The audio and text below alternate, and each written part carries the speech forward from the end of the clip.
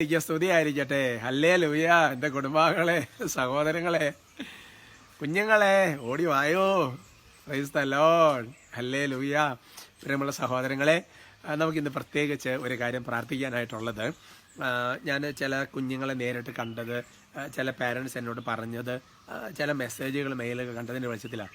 അതായത് ചെറിയ കുഞ്ഞുങ്ങൾക്ക് നമുക്ക് ചിന്തിക്കാൻ പറ്റാത്ത, ഇമാജിൻ ചെയ്യാനൊക്കെ പറ്റാത്ത ചില ദുശീലങ്ങൾ അതെങ്ങനെ വന്നു എന്ന് അറിയത്തില്ല. നമുക്ക് അത്രയൊരു ഞെരുക്കത്തിലൂടെ പോകുന്ന ചില അവസ്ഥകളുണ്ട് ചില കുഞ്ഞുങ്ങൾക്ക്. അപ്പോൾ അതൊരു പീഡയാണ്, എന്താണെന്ന് അറിയത്തില്ല. അപ്പോൾ എന്ത് തന്നെയായാലും ശരി, നമ്മളൊന്ന് പ്രാർത്ഥിച്ച് അത് വിട്ടുപോകുമെന്ന് എനിക്ക് നല്ലൊരു വിശ്വാസമുണ്ട്. അപ്പോൾ അതുകൊണ്ട് നമുക്ക് ഒരു കാരണവരൊക്കെ കുട്ടികളെ എവിടെയും കൊണ്ടുപോകാൻ പറ്റാത്ത വിധം ഞെരുങ്ങുന്നുണ്ട് അങ്ങനത്തെ ചില വിഷയങ്ങളിൽ.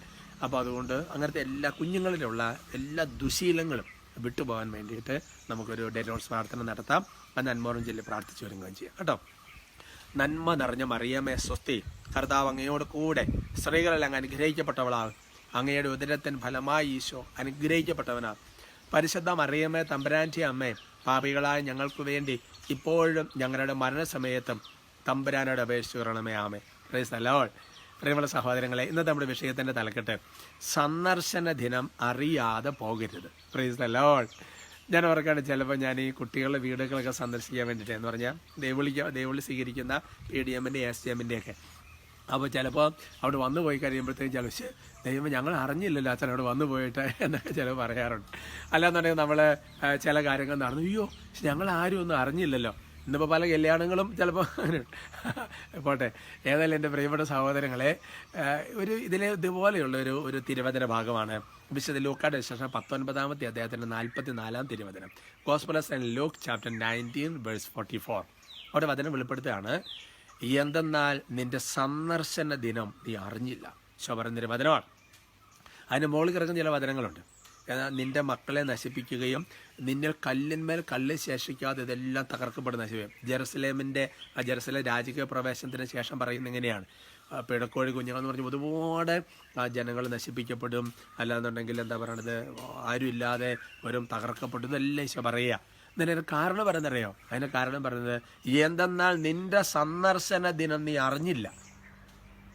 Praise the Lord. എന്ന് പറഞ്ഞാൽ അതിൻ്റെ അർത്ഥം എന്താണെന്നറിയോ? ദൈവമായ കർത്താവ് നമ്മളെ രക്ഷിക്കാൻ വേണ്ടി നമ്മളെ സന്ദർശിക്കുന്ന സമയം നമ്മൾ അറിയാതെ പോയി. നിങ്ങൾ ചിന്തിച്ച് നോക്കിയേ, ദൈവം ഒരുക്കി വെക്കുന്ന ഓരോ ധ്യാനങ്ങളും, ഓരോ വിശുദ്ധ കുർബാന, നമ്മുടെ ദേവാലയത്തിൽ അല്ലെങ്കിൽ നടക്കുന്ന കർമ്മങ്ങൾ, ഓരോ കാര്യങ്ങളിൽ ദൈവമായ കർത്താവ് നമ്മളെ സന്ദർശിക്കാൻ വരുന്ന സമയമാണ്. Praise the Lord. അപ്പോൾ ആ സന്ദർശനം അറിയാതെ പോയി നമ്മൾ എന്ത് ചെയ്യും? അറിഞ്ഞിട്ടും പോകാതിരുന്നാൽ എന്ത് ചെയ്യും? ഒരു പക്ഷേ നമ്മൾ ചിന്തിച്ച് നോക്കി, ഇങ്ങനെ ഒന്ന് ചിന്തിച്ച് നോക്കിയേ, ഒരു പക്ഷേ ഇപ്പോൾ നമ്മുടെ ഇടവകയിൽ നടക്കുന്ന ഒരു ധ്യാനം വന്നു കരുതാം, അല്ലെന്നുണ്ടെങ്കിൽ എന്താ പറയണത്, നമ്മുടെ നമ്മുടെ നമ്മുടെ എന്തെങ്കിലുമൊക്കെ സംഭവങ്ങൾ, ആത്മീയ ശുശ്രൂഷകൾ എന്തെങ്കിലുമൊക്കെ ചോദിക്കണേ. ഒരു പക്ഷേ നമ്മളുടെ ജീവിതത്തിൽ ഏറ്റവും അവസാനത്തെ ശുശ്രൂഷയായിരിക്കും ചിലപ്പോൾ അതല്ലേ. ഒരു പക്ഷേ ഈ ടോക്ക്, ഇപ്പം ഇന്ന് ഈ ടോക്ക് കേട്ട് എത്രയോ പേര് നാളെ ടോക്ക് കേൾക്കാനുണ്ടാവില്ല. അതിനുള്ള ഈശോ അവരെ തിരിച്ചു വിളിക്കാം. അത് യാഥാർത്ഥ്യമാണ്.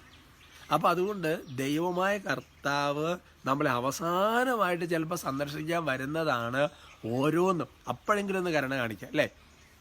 കള്ളന്മാർ, നല്ല കള്ളൻ്റെയൊക്കെ കാര്യത്തിൽ ഓർത്ത് നോക്കിക്കുക, അവസാനത്തെ സമയമായിട്ട് കൊണ്ടുക. അതുകൊണ്ട് എൻ്റെ പ്രിയപ്പെട്ട സഹോദരൻ, നമ്മളൊരു ആത്മീയ ശുശ്രൂഷകൾ പോലും നമ്മൾ ഒഴിവാക്കരുത്.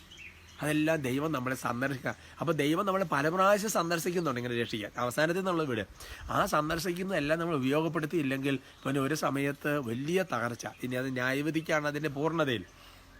അപ്പോൾ അതിനൊന്നും ഒഴിവാക്കരുത് കേട്ടോ, പ്രത്യേകിച്ച് നമ്മളെ കടപ്പെട്ട കാര്യങ്ങൾ.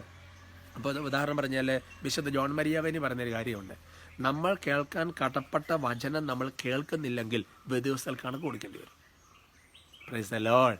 അപ്പം അതുകൊണ്ട് ഞായറാഴ്ച കുർബാന, 2 ആഴ്ചകൾ കൊണ്ടുവന്ന് കുമ്പസാരിക്കൽ, വൈകുന്നേരത്തെ കുടുംബ പ്രാർത്ഥന, സന്യസ്തനാണെങ്കിൽ യാമപ്രാർത്ഥന ചൊല്ലുന്നത്, ധ്യാനിക്കുന്നത് അല്ലേ, ഇടവകയിലെ ധ്യാനങ്ങൾ, കൺവെൻഷൻസ്, ഇതെല്ലാം ഇതാണ് കേട്ടോ. പ്രത്യാനുഗ്രഹിയുടെ നമുക്ക് ഒരുമിച്ച് സ്തുതിക്കാം.